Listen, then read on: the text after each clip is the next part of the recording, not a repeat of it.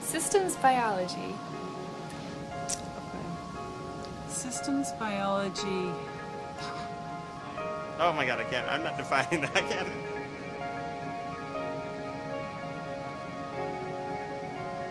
Systems biology is about making connections between different biological levels. Looking at small things. Seeing how they're all working together. And rounding them back out to try to understand how the whole organism works.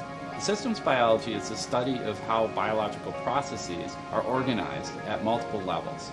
There's no aspect of biology that can be sort of reduced down, no matter how much we want to a single level of organization. We still don't know a lot about biology. I think we're still at the surface of it. So systems biology is an attempt to try and decipher this very large puzzle. It's sort of like one of those little Russian dolls or something. Like every time you peel away, it gets a little more complicated. As I get further down, all of a sudden something happens and I have to go back out a step. Systems biology involves theory, computation, and experiment. One way you can think about systems biology is in the context of engineering. So if you want to understand what keeps a plane in the air, you can't just look at one bolt at a time. You have to look at the entire system together. And you have to have a framework that allows you to make predictions about what is going to happen under different conditions. That's what biologists do. They make a model of a very complex system, and they make predictions about what's going to happen to that system when you change a part of it. And the systems that biologists study are not bolts, they're not screws, but they're genes, they're proteins, they're RNAs, they're biomolecules that fit together into very complex networks that create cells and organs and animals.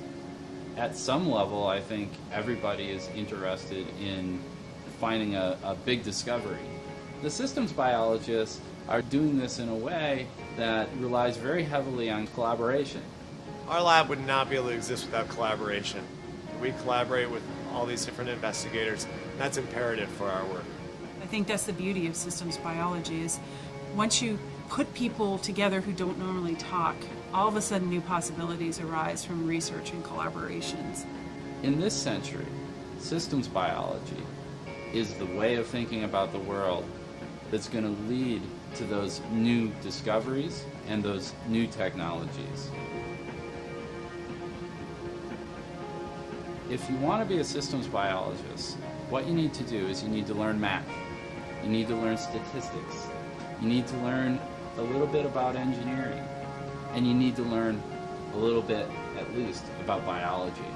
Once you have those tools, you can bring them together to attack problems in almost any area of biology that you find yourself interested in.